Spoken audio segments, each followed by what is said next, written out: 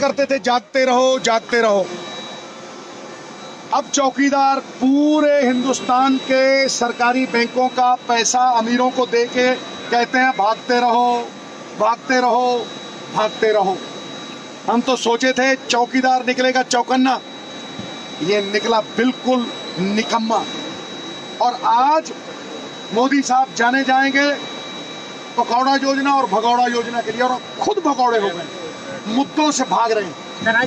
एक मिनट रुक जाइए, मुद्दों से भाग रहे हैं।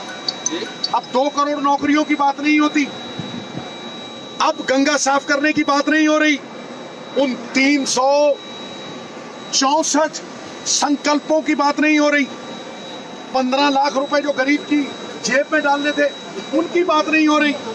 अब राष्ट्रवाद की शरण में चले गए हैं मोदी जी। और राष्ट्रवाद, ये कह सकते हैं राष्ट्रवाद, जिन्होंने सारी सरकारी कंपनियां मार के अंबानी और अडानी को लुटा दी। मैं डंके की चोट पे कहता हूं कि इन्होंने बीएसएनएल को मार के 5,50,000 करोड़ रुपए की कंपनी का जो कॉन्ट्रैक्ट है 4G जो सरकारी होना चाहिए था, सरकार को मुनाफा आना चाहिए था, वो जियो दंदनादन को दे दिया। और फोटो खिंचाई, एडवर्टाइजमेंट की, दंदनादन दंदनादन दन। नोटबंदी रात को अनाउंस की, सवेरे पेटीएम के साथ फोटो खिंचाई। आज मोदी जी को बताना चाहता हूं, राष्ट्रवाद की बात करते हो मोदी साहब, तो सुनो, इस देश के ऊपर 64 साल में 50 लाख करोड़ रुपया कर्जा था। तुम्हारे 4.5 साल में 32 लाख करोड़ कर्जा बढ़ा दिया तुमने। पहले एक साल में औसतन 60 से 70 हजार करोड़ रुपया कर्जा बढ़ता था। अब तुम्हारे इस कार्यकाल में 6 लाख से ऊपर प्रति साल भारत के सर के ऊपर कर्जा बढ़ रहा है। तुमने बड़ी बड़ी संस्थाएं, DRDO, HAL, जो फौज के निर्माण के लिए मशहूर मानी जाती थी, जिन्होंने पृथ्वी बनाई, जिन्होंने आकाश बनाई, ये सब मिसाइल्स हैं, जिन्होंने अग्नि बनाई, उनके हक को मार के 60-60 हजार करोड़ के कॉन्ट्रैक्ट तुमने अंबानी और अडानी को दे दिए। मिसाइल बनाने के कॉन्ट्रैक्ट तुमने अंबानियों को दे दिया, अडानियों को दे दिया।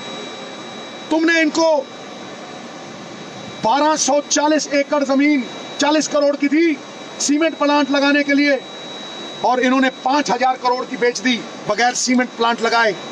तुम इन बातों से मुकरते हो। 17 लाख करोड़ रुपया NPA हो गया है कि सरकारी बैंकों का पैसा लेके अमीर भाग गए। सुप्रीम कोर्ट ने बाजू मरोड़ के सारा श्री से पैसे लिए वापस। सुप्रीम कोर्ट ने ही अंबानी को घूरा, अंबानी ने 5,000 करोड़ वापस किए। क्या बात है कि 17 लाख करोड़ रुपए लेके ये चले गए। सिर्फ सरकारी बैंक ही है, प्राइवेट बैंक से 10% रुपया गया है। दोनों पार्टियों ने कर्जे माफ किए हैं। तुमने अमीरों के 3,25,000 करोड़ माफ किए इंसेंटिव के नाम पे, और कांग्रेस ने 72,000 करोड़ रुपया गरीब किसानों का माफ किया है। तुम बात करते हो राष्ट्रभक्ति की, ये आंकड़े हैं मेरे पास मोदी साहब, ये आंकड़े हैं मेरे पास। पेटीएम मुनाफे में SBI डूब रहा है, जियो मुनाफे में BSNL डूब रहा है, प्राइवेट एयरलाइन मुनाफे में और इंडियन एयरलाइंस डूब रही है। तुम बता दो, तुम ही कहते थे ना खाऊंगा ना खिलाऊंगा। अरे जम के खाया और डट के खिलाया। तुमने ठोक के लूटा, और किसी ने विरोध किया तो तुमने डट के कूटा। तुमने लोकतंत्र को डंडा तंत्र बना दिया, गुंडा तंत्र बना दिया, ट्रोल तंत्र बना दिया, भय तंत्र बना दिया। भय के ऊपर राज कर रहे हो तुम। पहले हिंदुस्तान गोरे अंग्रेजों से लड़ा था, जो इस देश को डिवाइड करते थे और राज करते थे। और ये देश वोट डालेगा काले अंग्रेजों से मुक्त होने के लिए। तुमने इस देश को अमीरों का गुलाम बना दिया। 99% घर के बाहर चौकीदार नहीं खड़ा होता। नहीं, अभी मेरे बोलने की बारी है गुरु। पहले ये जवाब दें, ये जवाब दें इन बातों का। इन बातों का कोई जवाब हो। तुमने और तो और जो नौकरियां भी थी उनका ठेका भी अंबानियों को दे दिया, क्योंकि अंबानियों ने जो भी कॉन्ट्रैक्ट लिए उसकी मैन्युफैक्चरिंग जाके चाइना में करवाई, क्योंकि चाइना में सस्ता बनता है। हजारों लोग बेरोजगार के शिकार हो गए, हजारों लोग, करोड़ों लोग, 1,10,00,000 नौकरियां गई। तुमने कहा मेरी 8.2 जीडीपी है, और नौकरी 8.2 जीडीपी में सिर्फ 8 लाख 5 साल में, तुमने कहा था 2 करोड़ 1 साल में। और ये कैसे हो गया कि चाइना की जीडीपी 6.2 है और चाइना 65 मिलियन जॉब दे रहा है 5 साल में, एक दिन में 35,000 नौकरी दे रहा है, और वो भी तुम वहां से मैन्युफैक्चरिंग करा रहे हो। अरे कहां की राष्ट्रभक्ति है तुम्हारी? देश को बांट रहे हो मंदिर के नाम पे, मस्जिद के नाम पे। फौज को तुमने इलेक्शन का जरिया बना लिया, मोदी जी की आर्मी। पहले आतंकी हमले होते थे तो हुजूर इस्तीफे देते थे, शिवराज पाटिल साहब ने दिया, विलासराव देशमुख जी ने दिया। अब आतंकी हमले होते हैं तो तुम वोट मांगते हो।